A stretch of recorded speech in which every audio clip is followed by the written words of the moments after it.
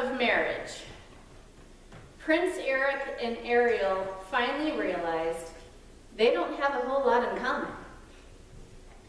And maybe it wasn't such a good idea to get married after only knowing each other for 3 days, especially when Ariel couldn't talk that whole time. And Prince Eric doesn't understand why Ariel still insists on using a fork for a brush and calling it a dingle hopper. She's been human for long enough. She should know the word is fork. And Ariel, she resents that Eric is not more open to spending holidays with her family. Well, maybe that's because the time he tried, he was stuck on a raft the whole time while the party was going on down under the sea. Ariel and Eric aren't the only Disney couple in trouble or having marital challenges. Prince Philip, he thought things would change once they got married, but all Aurora ever wants to do is nap. Constantly. And Aurora complains that all Prince Philip ever wants to talk about is that one time when he slayed that one dragon. After that, he's so boring. And the beast, he wishes that Belle would get her nose up out of the books and pay some attention to him. And Belle wonders why they never danced anymore, and is finally willing to admit that the kitchen staff is sort of creepy. And I think we can all feel for Snow White. She's getting sick and tired of her prince, who finally came, can't go and put the toilet lid down. I mean, just because she sings while she cleans doesn't mean she likes to clean. And would he stop pestering her to make apple pies? It gives her a lot of anxiety. Maybe he could lift a finger and help with some of those 7 dwarfs every now and then. And many of us can feel sorry and relate to poor Jasmine and Aladdin. They're at the state in their marriage where they feel that they are nothing more than carpet taxis. Flying the children to school and sports and the tiger to obedience training. They were supposed to see a whole new world. Now they long for a chance to be stuck inside the genie's bottle alone for once. Do you ever notice how all of these Disney movies always seem to close with happily ever after? They end on such a high note where they have declared their love for one another. And we just hope that it continues. And we would like to imagine that Prince Charming and Cinderella have the perfect life, and that she never throws tantrums about him leaving socks on the floor. It's not like she's a maid anymore. And that he never gets frustrated with all the rodents she keeps bringing into the house. We would like to expect that life as a fairy tale would continue, where they would never question their love for one another, or have reason to pause and consider how 16 really is way too young to get married. But we all know that's not how real life is it? In real life, the wedding is just the beginning. And then comes the real hard work of marriage, where there's compromise, and patience, and understanding, and picking your battles.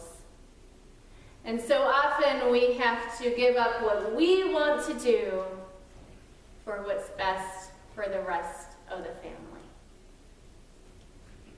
And there will come a time where the honeymoon will end and real life sets in, and it can be messy.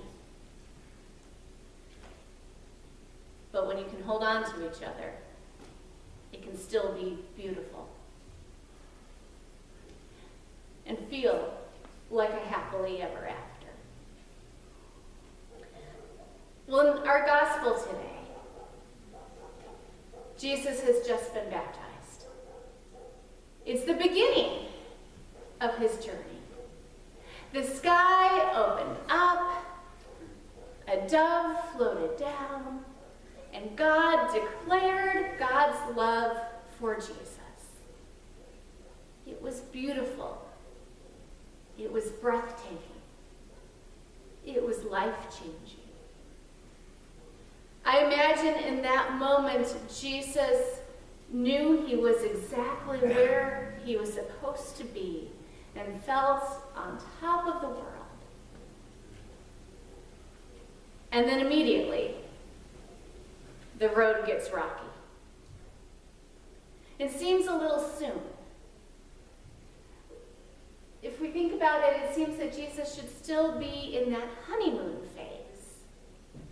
You know, where he's walking around humming hymns and reading his devotionals and enthusiastically volunteering to usher and acolyte and be on altar guild and teach Sunday school and serve at the community meal. You know, that honeymoon phase where you want to do it all. But instead, the Spirit whisks him away into the wilderness. And he's there for 40 days, which in Bible talk means a really long time. And it's tough. The honeymoon is over. Jesus learns really quickly that being claimed as the beloved Son of God isn't always so easy. It's rough. And he wants to do the right thing. But it's hard. And he finds himself tempted to take shortcuts, to take the easy way out. If Jesus gave in to the whisperings in his ear, these suggestions, everything would change. None of us would have to have faith.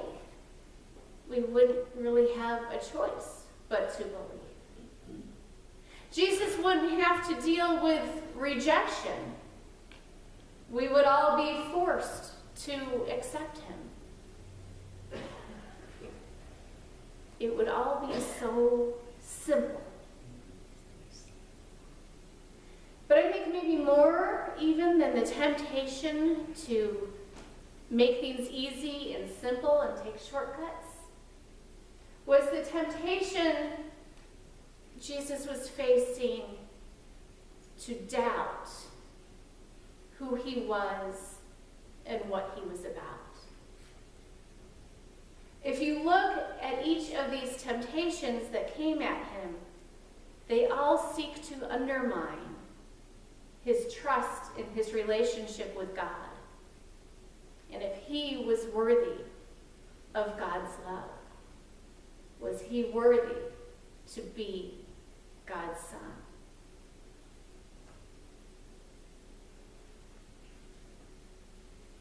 It's a good question.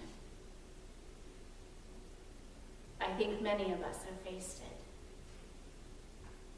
Even for Jesus, just 40 days earlier, the sky had opened and God had shouted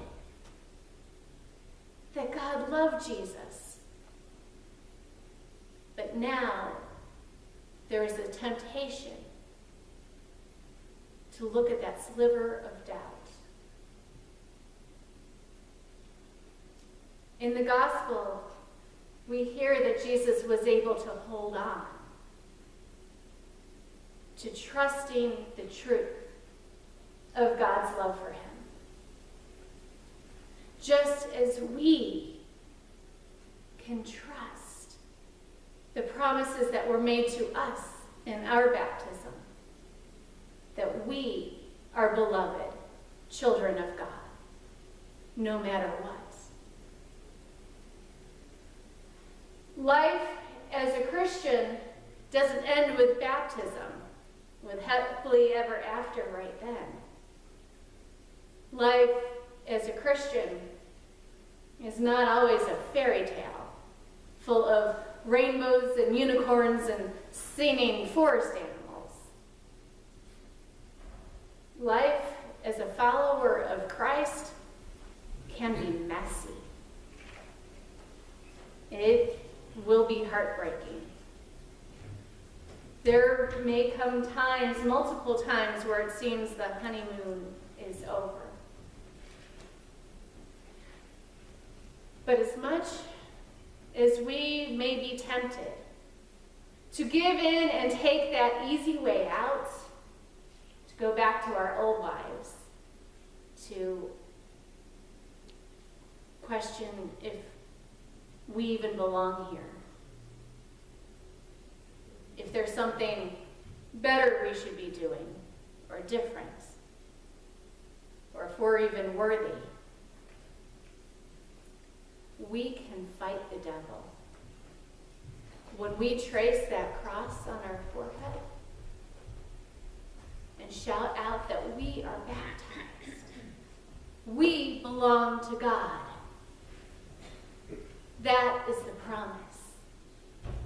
The good news is that our relationship with God is not just a fairy tale. It's not make-believe. It's as real can be. And nothing, no amount of temptation, no amount of doubt, or heartbreak or messiness can ever separate us from God's love. Amen.